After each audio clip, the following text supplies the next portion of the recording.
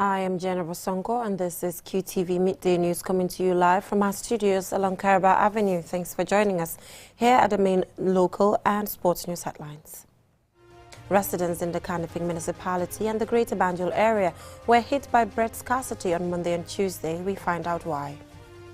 The Ministry of Fisheries, Water Resources and National Assembly Matters on Monday organized a national discussion in the path to the Gambia's accession process to 2 UN water conventions. The Deputy Permanent Secretary at the Ministry of Gender and Social Welfare, Kajali Sonko, has confirmed that the Gambia has all infrastructure necessary to have a reverse social protection system.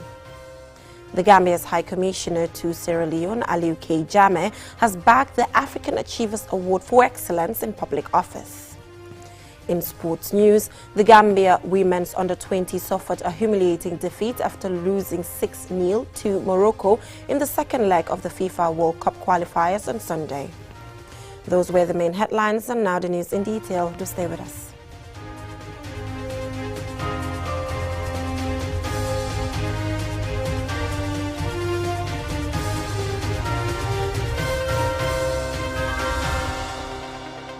Thank you for joining us, and I am Jennifer Sonko. You're watching QTV Midday News. Now, bread is very popular in the Gambia, especially in the mornings and the evenings. Residents in the Kanifing municipality and the Greater Banjul areas were hit by its scarcity on Monday and Tuesday. Ajibintu Drama visited several bakeries within the Greater Banjul area as well as Kanifing areas to find out what might have been the cause. Bread is a major food supplement to our staple food, which is rice. People continue to consume it because of its convenience, affordability and nutrition and taste. It is an unpleasant surprise for residents in these areas to wake up on Monday and Tuesday and hear the news that there was no supply of bread. We visited several bakeries and only a few are in operation. Others have stopped operations.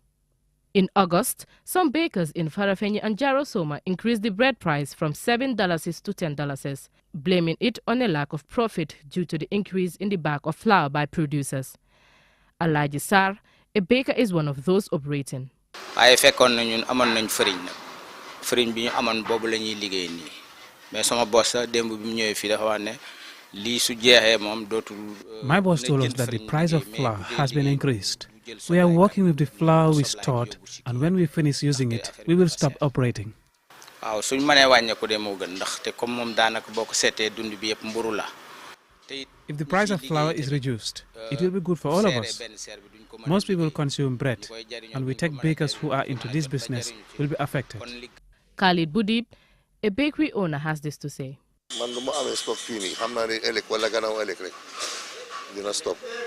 What I have in stock will finish either today or tomorrow. I'm operating because most bakeries are closed, and there will be lack of bread in the neighborhood. The bread is still at $7.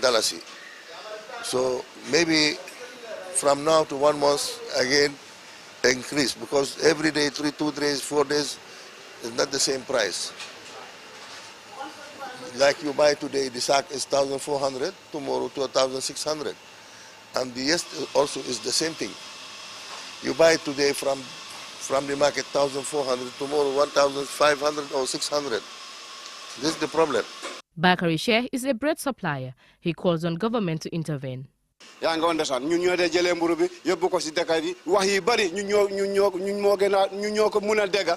We, the bread suppliers, have received all sorts of comments from people due to the price increment. Aside from rice, bread is the staple food we know. The government should take a stand to reduce the price of flour. Jack Shauda, the general manager of the Gambia Milling Corporation, says his factory did not increase the price of flour and puts the blame elsewhere. As the scarcity of bread continues, it is the consumers who will be affected because many households depend on their daily bread intake. Ajibintu Drame, QTV News. The Ministry of Fisheries, Water Resources and National Assembly Matters on Monday organized a national discussion on the path to Gambia's accession process to 2 UN water conventions. Lole M. Kamara attended the event and she files in this report. With funding from the Water Convention Secretariat and the Republic of Estonia, The 2 UN water conventions are the Convention on the Protection and Use of Transboundary Water Courses and International Lakes, the UNECE Water Convention, and the Convention on the Law of the Non-Navigational Uses of International Water Courses, the New York Convention.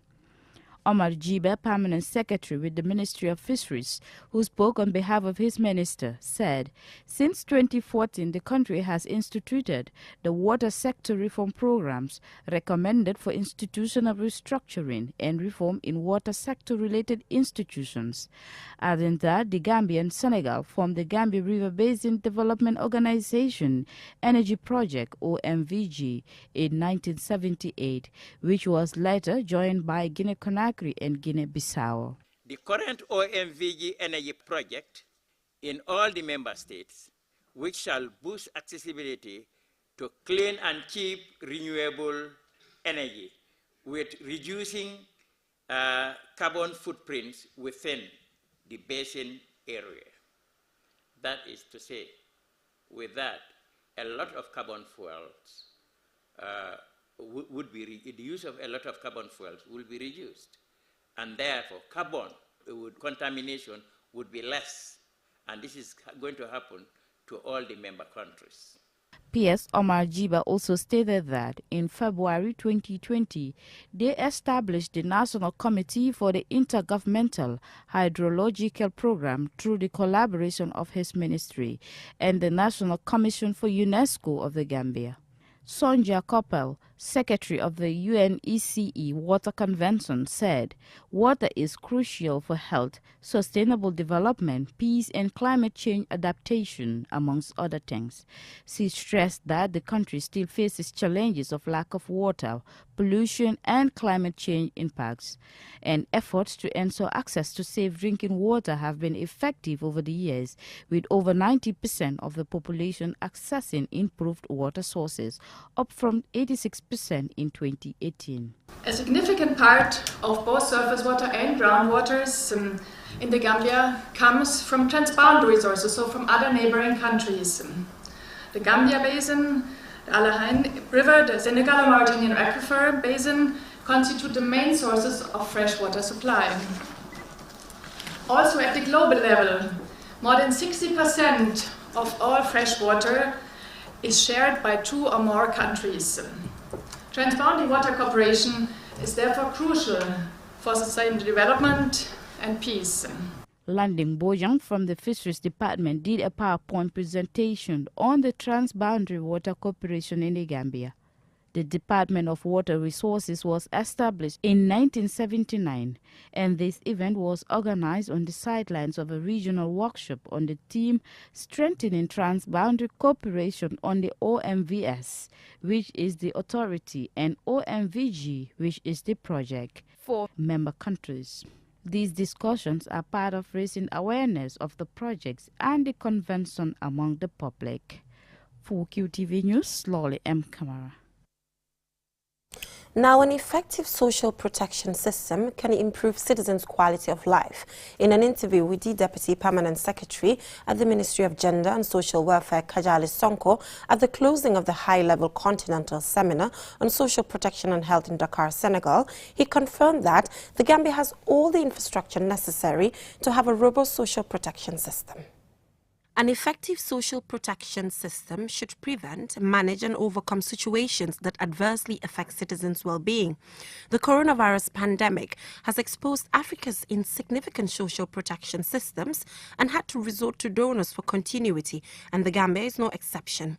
Kajali Sonko, the Deputy Permanent Secretary at the Ministry of Gender, Children and Social Welfare, gave us an update on Gambia's social protection system at the recently concluded seminar on health and social protection in Dakar, Senegal. The Gambia social protection system has been under formulation and reform process because we started in 2019, and of course what was important was to have a robust system which can give you data in determining who are the vulnerable population, and I think that's the first we try to do to ensure that there is a social registry and social protection policy is in place, and there is a secretariat, all the infrastructure that are necessary to have a robust system are already in place.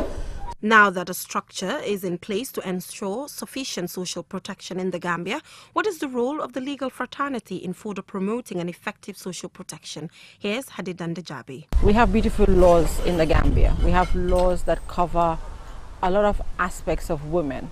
When you look at the Constitution, when you look at the Women's Act, and we know that in the Women's Act there's a provision that talks about the right to health, right to reproductive health of women, etc.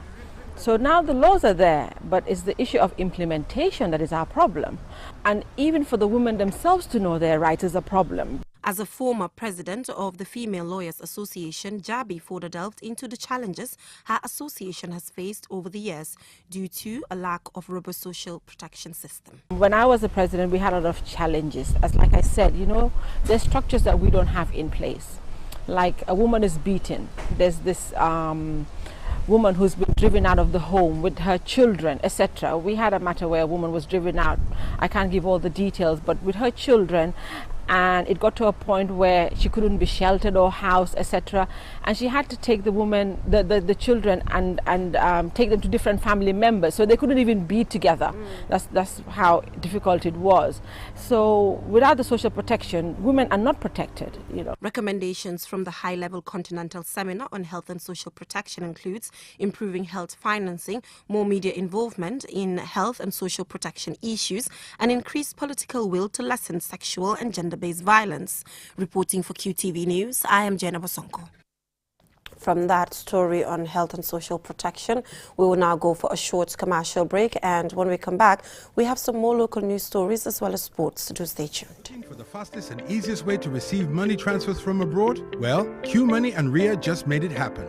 Now you can receive international money transfer from RIA directly into your QMoney account with no additional cost. Once you receive an SMS alert about your transfer, walk into any QMoney agent across the country to receive your payment for free, or use the money immediately to buy credit, QPower, and other QMoney services. It's fast, safe, and convenient. For more info, call customer care on 133. QMoney, Sinu Calpe. Terms and conditions apply.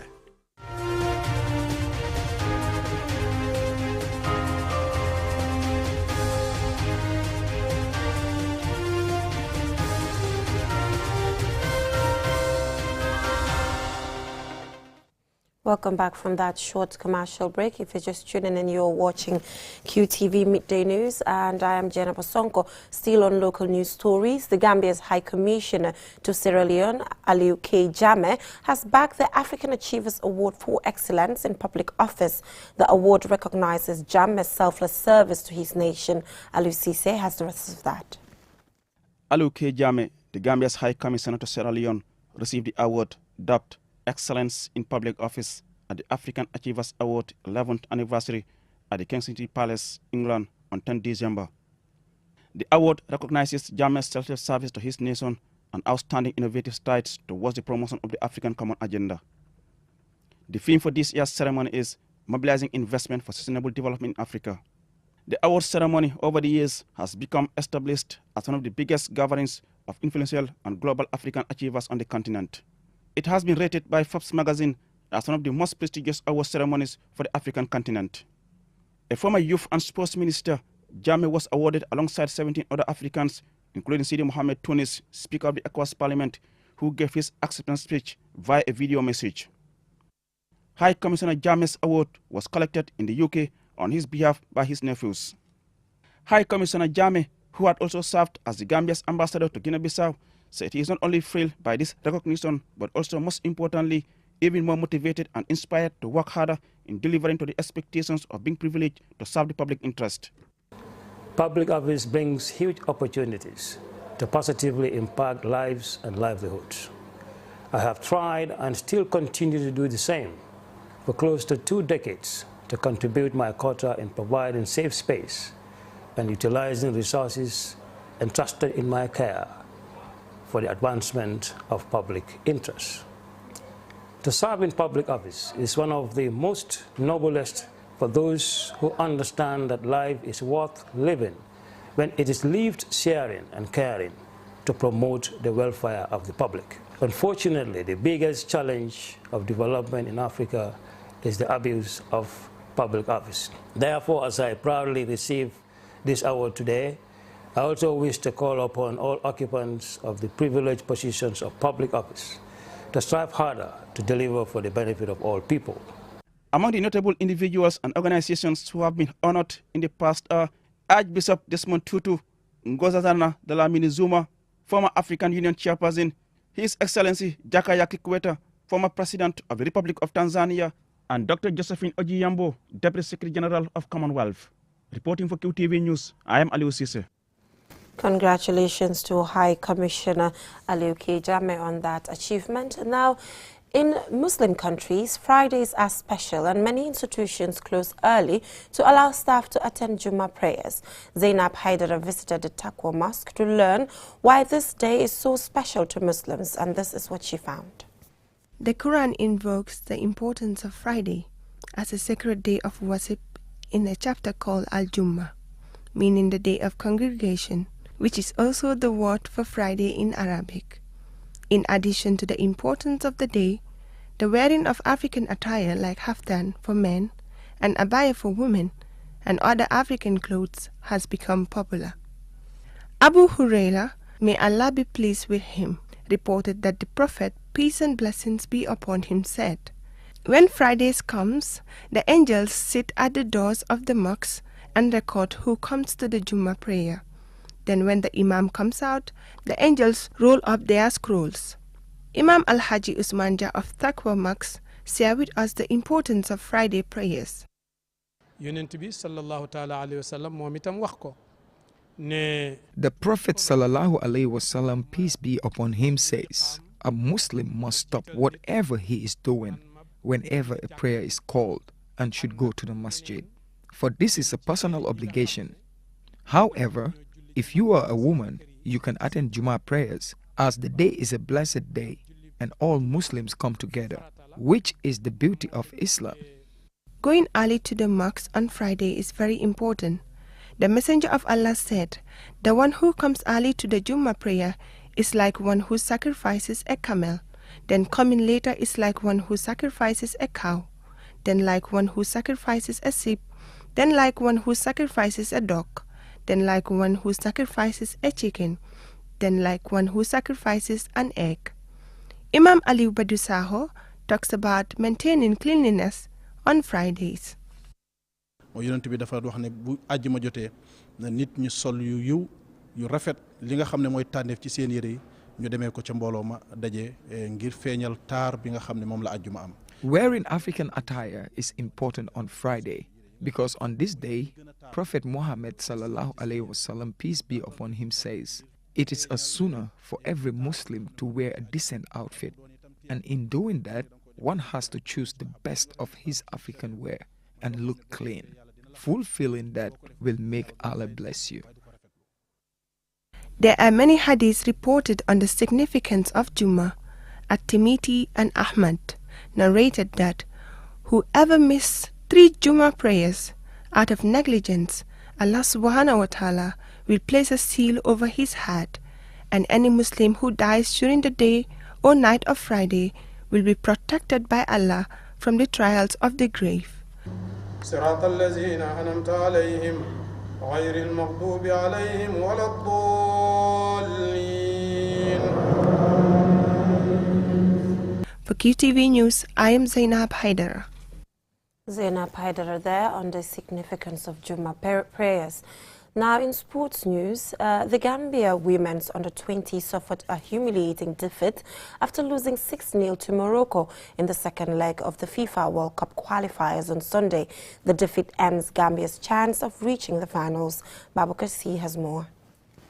In what was no doubt going to be a tough game after losing the first game 3-1 in Rabat, the coach and his charges were optimistic of turning the tie around, or of at least giving a better account of themselves. However, a humiliating 6-0 defeat ends our hopes of making the country's first ever women's under-20 World Cup appearance. The host scored 3 goals in each of the half to complete a comprehensive aggregate win, following a 3-1 win from the first leg. Many Gambians are not happy with the Gambia Football Federation's arrangement to allow our girls to camp in Morocco for the double-leg tie, thereby missing the opportunity to play the return leg at home. However, head coach Fodeba acknowledged after the game that his side played against a better team. Thanks. I don't think I have much to say, but just to say that we've played against a better team, a well-prepared team, a well-motivated team, a team that got everything. Everything was to their advantage. So, I mean, we've just tried, we've done our best, and then this is the best that we could have done. It's unfortunate, the goal line, but it could have been worse. I have nothing much to say, but just to say congratulations to the girls for this performance. They've played against a much better team. I mean, this is what we can do. They fought so hard. I mean, we've chased, we tried to keep position, we could not. I mean, they were better in every department. I mean, they have, like I said again, the home ground advantage. They also have the weather. It's extremely cold. So everything was against us. And they also are a better side. The Gambia continues to wait for its maiden appearance in the Women's World Cup at under-20 level. Elsewhere, the women's senior national team resumed training on Monday, preparing for the double-header against Cameroon in the final phase of the Women's Africa Cup of Nations Morocco 2022. The first leg will be played between the 14th to the 17th of February 2022 in Cameroon, while the second leg will be played in Banjul in the weekend of 18th to 23rd February 2022. Babu Karsi, QTV News. From that story by Babu Karsi, that is all we have for you in this edition of QTV Midday News. But before we leave, let's recap our main headlines. Now, residents in the Kanifing municipality and the Greater Banjul areas were hit by bread scarcity on Monday and Tuesday. The Ministry of Fisheries, Water Resources and National Assembly Matters on Monday organized a national discussion on the path through Gambia's accession process to 2 UN water conventions. The Deputy Permanent Secretary at the Ministry of Gender and Social Welfare, Kajali Sonko, has confirmed that the Gambia has all infrastructure necessary to have a robust social protection system. The Gambia's High Commissioner to Sierra Leone, Aliou K. Jammeh, has backed the African Achievers Award for Excellence in Public Office. In sports news, the Gambia's under-20 suffered a humiliating defeat after losing 6-0 to Morocco in the second leg of the FIFA World Cup qualifiers on Friday, and this is the women's under-20, of course. Now, that is all we have for you in this edition of QTV Midday News. Join us at 8 p.m. for more news. Bye for now.